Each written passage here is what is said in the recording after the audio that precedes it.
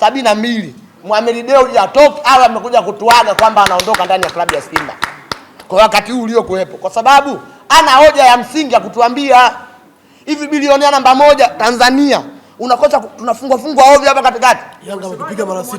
Yanga mara 6 mfululizo. Lakini pia unakimbia mpaka kwenye mechi ya finali. Rudia hapo kama Dewji umesemaje? Tumempa masaa 72 Mohamed Dewji amebeba vilago vyake aende. Simba sio timu ya familia. Simba sio timu ya kupewa mkopo. Kama alikuja Simba kwa ajili ya mkopo, kwa nini asiseme? Na kama anaona bilioni zake ni nyingi, sisi wana Simba tuko mashabiki zaidi ya milioni 20. Atuambie tutachanga hata kwa 10,000 tutamlipa hela zake. Kwanza hatudai. Unanielewa? Kama anaamini kuna sehemu kiongozi wetu au kuna sehemu palisainiwa kwamba anaidai Simba, na tutakwenda kuhakikisha mpaka hiyo benki ambayo aliingizia hela ya madeni yake, tutachangishana tutampa hela yake. Lakini kwa wakati uliofika abebe vilago vyake aende, kwa sababu sisi hatumuelewi. Na kama inawezekana yeye anaona namna gani vipi? Utajiri si upo. Kwani utajiri mpaka wekeze Simba? Kuna mbaazi Lindi zinalimwa huko. Aenda kanunue mbaazi. Kuna ufuta Lindi unalimwa huko, akanunue ufuta. Kuna korosho. Huko nazo biashara sio mpaka Simba tu. Unanielewa? Kwa sababu katengeneza leo brand ya nini? Kwa sababu kile kiloba mtu ambacho anacho mpaka sasa hizi baada ya kusema mimi kiloba chake ninacho, changano ambacho kina nembo ya Simba. Unanielewa? Kwa sababu anatengeneza ile ngano, tunanunua wapi? Tunamuuliza swali la msingi. Si ametengeneza nembo ya ngano kupitia nembo ya Simba. Ile ngano iko wapi? Si mbona tuioni? Kinaonekana kiloba kimoja tu. Kwa nini unaficha? Kama wewe kweli uko Simba kwa maslahi. Kwa kama yuko Simba kwa ajili ya maslahi binafsi na kujiwekezea yeye, msingi sasa hizi atupiche, kwa sababu sisi tunataka Simba ya kufanya maendeleo. Lakini pia kaahidi kujenga uwanja huu mmoja hajajenga mpaka leo, mpaka anakuja kufikiria mzabuni wa jezi ambaye tunaanzia jezi ndio ameweza kuweka mawazo kujenga uwanja yeye. Na wazabuni hawaletwi na Mo, wanaletwa na mwekezaji na mwenyekiti wetu Mangungu. Angekuwa analeta Mo, sasa hivi tungekuwa shapiga vita muda mrefu. Kwa mfano hapa ndugu zangu wamelisahau lile dili la Odi, DP Odi. Lile litafutwa na mwenyekiti wetu. Mo baada ya kuona lile dili nataka kukamilika, yeye akazunguka kwenda kula akamfukuza akamwambia tukutaki wewe una timu. Mwenye timu Mangungu aje Mangungu hapa. Kwa hivyo vitu lazima sisi tukae tu tunajiuliza. Tusio tunabeba tu eti tunabeba huku tunaenda huku. Tumeambiwa hivi tumekwenda, tumeambiwa lazima tubadilike ili tutengeneze timu. Lakini pia tunakemea mtu yoyote ambaye anafikiria kumfanyia vurugu au kumpiga Mangungu, mtu yote tutazaa naye. Kama atatafuta mtoto wa kiume tutampa, wa kike tutampa. Kwa sababu Mangungu haendi kusajili mchezaji hata mmoja. Na wala mwanzo wa msimu Mangungu aseme mimi nitamsajili fulani na wala nimeweka bilioni 20 ya kusajili. Inayosajili ni bodi ya Simba ambayo imewekwa na Mohamed Dewji, bodi kivuli. Kwa kuna wakati tufike wana Simba, tuweke neno nguvu moja ili tuondoe maadui zetu ndani ya Simba ili kwa ajili ya kujenga Simba. Hakuna muhindi anayejua mpira, wahindi wote wa uzambazi, wahindi wote yani ndio hamna hivyo muhindi. Mimi nimemaliza kwa hilo.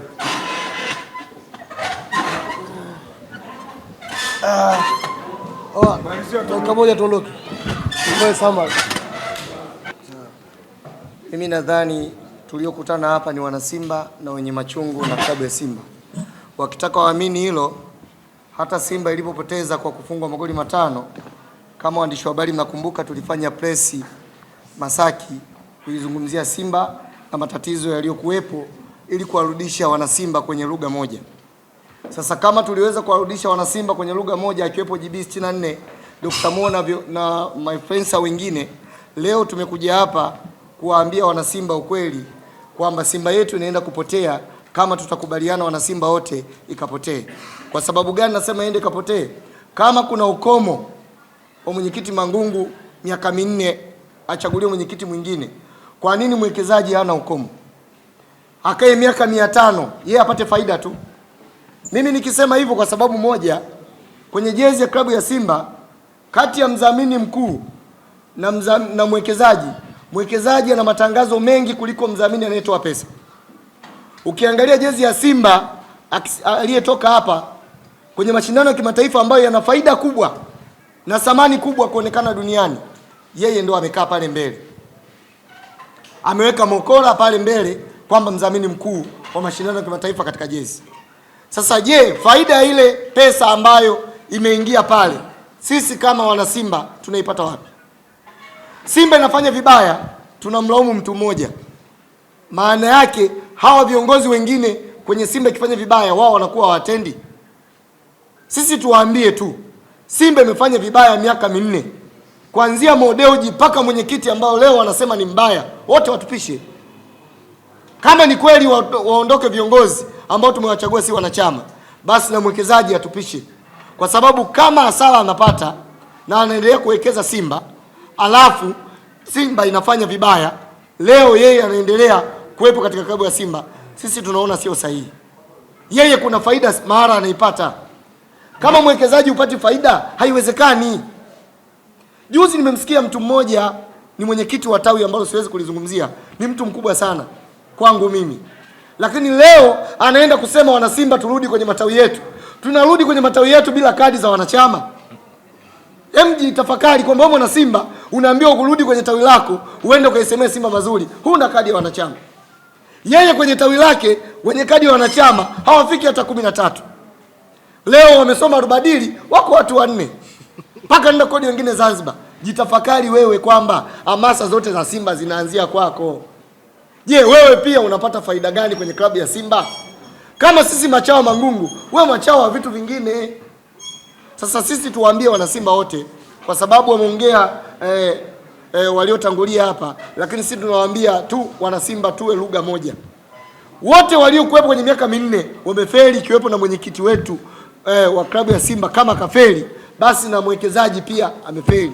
Sisi tunaomba wana Simba tuungane kwa pamoja. Simba ni klabu kubwa, inahitaji wawekezaji wengi zaidi ya 2, watupishe au waingie wengine ili tuweze kuiongoza Simba. Mimi niseme asanteni sana kwa yale niliyozungumza. Haya, tunafunga kwa kuwashukuru waandishi. Tunafunga sasa. Dakika moja tunafunga. Baada ya press yetu hii kubwa, naomba attention kidogo jamani. Tunafunga tuondoke. Ndugu waandishi wa habari, baada ya press hii kubwa ambayo haijawahi kutokea Tanzania, ndio mara ya kwanza kufanyika. Na press hii ndio press kubwa ambayo imehudhuriwa na waandishi wa habari wengi kuliko press zote miaka 5 nyuma iliyopita. Maazimio ni 4 ambayo tunao kama wanachama wa Simba.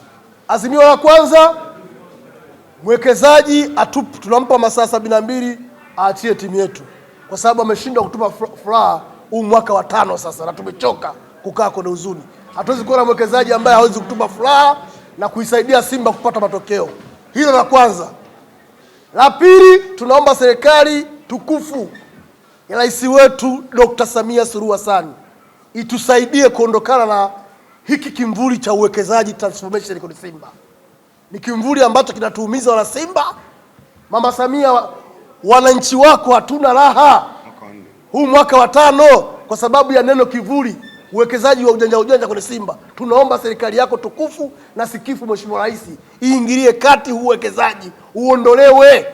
Waruhusiwe wawekezaji wengine waje, waweke pesa Simba za kweli, sio za maneno. Simba ipate mafanikio. Hatutaki uwekezaji wa kutupa machungu sisi. Hilo la pili, kwa sababu hata juzi kuna pesa milioni 200 zimetolewa za maandalizi ili Simba ipate matokeo. Hizo fedha ziko wapi? Kwa sababu tumedraw, hatujapata matokeo. Hiyo la pili. La tatu, mashabiki wote wa Simba na wanachama walio wengi tumuunge mkono mwenyekiti wetu Murtaza Ali Mangungu, adumu milele, na mwenyekiti wetu afanyaje? Apepewe.